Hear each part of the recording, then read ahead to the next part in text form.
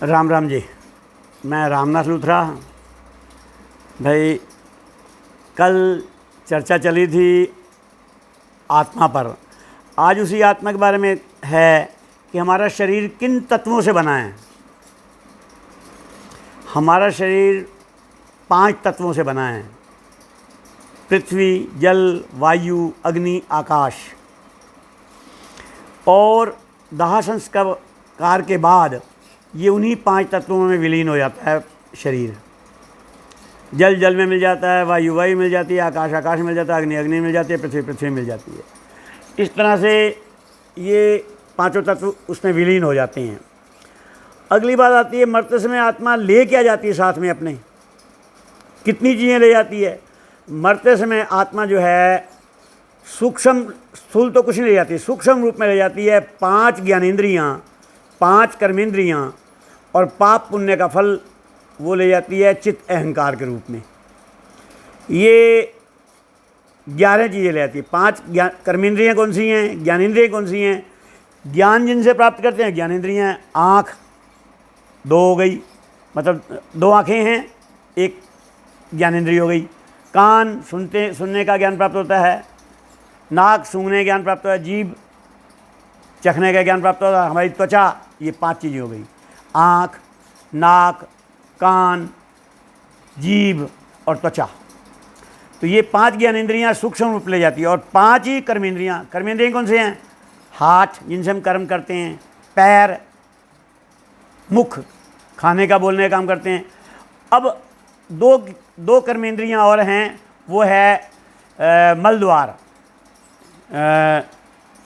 कर्मेंद्रिय हो गई यानी गुदा और लिंग। ये 5 कर्मेंद्रिय साथ में ले जाती है अपने, और पाप पुण्य फल ले जाती है। सब सूक्ष्म रूप में ले जाती है, चित्त अहंकार के रूप में ले जाती है, और कुछ नहीं ले जाती अपना आत्मा। उसी के अनुसार मनुष्यों को अगला जन्म मिलता है, जैसे उसने कर्म किए होते हैं। बिल्कुल न पाई कम न पाई ज़्यादा, पूरा पूरा न्याय देता है ईश्वर। पूरा पूरा मतलब ये नहीं कि ईश्वर अपने अगर मर्जी करेगा फिर तो स्वेच्छाचारी हो गया ईश्वर, फिर तो गुंडा भी कहलाएगा, तानाशाह भी कहलाएगा, अत्याचारी अन्यायी भी कहलाएगा।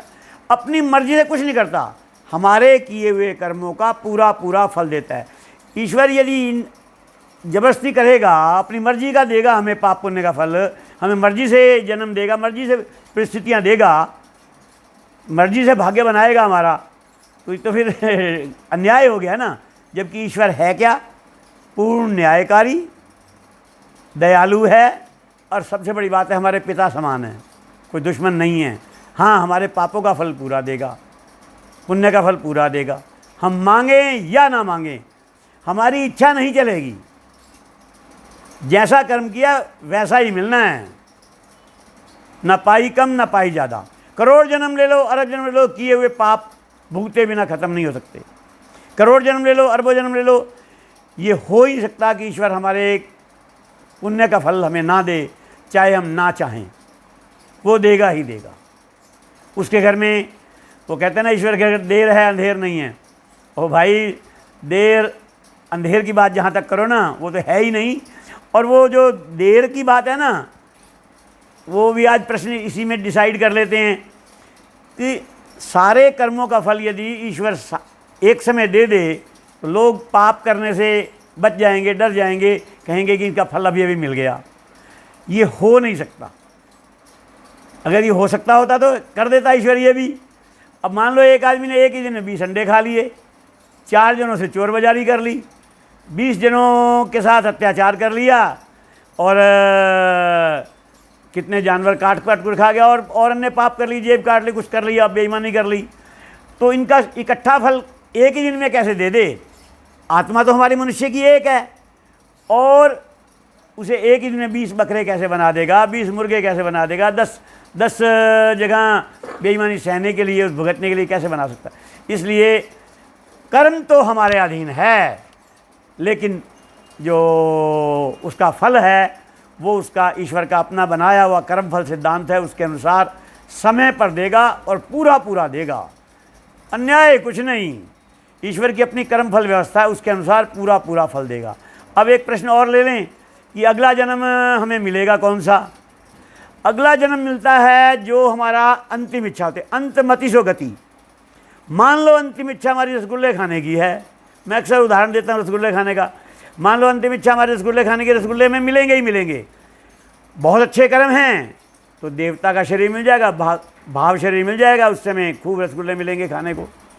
और घटिया कर्म हैं तो ईश्वर हमें राजा बना देगा, मोदी, ट्रम्प, पुतिन, कोई और राजा बना देगा, मतलब हमें खूब भरपूर रसगुल्ले मिलेंगे खाने को। अब रहेगी बात, इससे भी घटिया कर्म हैं तो टाटा, बिरला, अंबानी, अडानी या विकीलीक्स, गूगल बना देगा, हमें खूब रसगुल्ले मिलेंगे खाने को। हमारी अंतिम इच्छा जो होगी वो हर हाथ में पूरी होगी ही होगी। और यदि इससे भी घटिया कर्म है तो हलवाई बना देगा, खूब रसगुल्ले मिल गए खाने को। अंतिम इच्छा रसगुल्ले खाने की है, अंतमतिसो गति। तो अंतिम इच्छा रसगुल्ले खाने की, इससे रसगुल्ले तो मिलेंगे ही मिलेंगे खाने को, लेकिन इससे भी घटिया कर्म है तो नौकर बना देगा हलवाई का। इससे भी घटिया कर्म है, कुत्ता, बिल्ली, सूअर बना के रसगुल्ले खिला देगा। और इससे भी घटिया कर्म है, विष्ठा का कीड़ा बना देगा ईश्वर, पर रसगुल्ले खूब मिलेंगे खाने को, ये निश्चित है।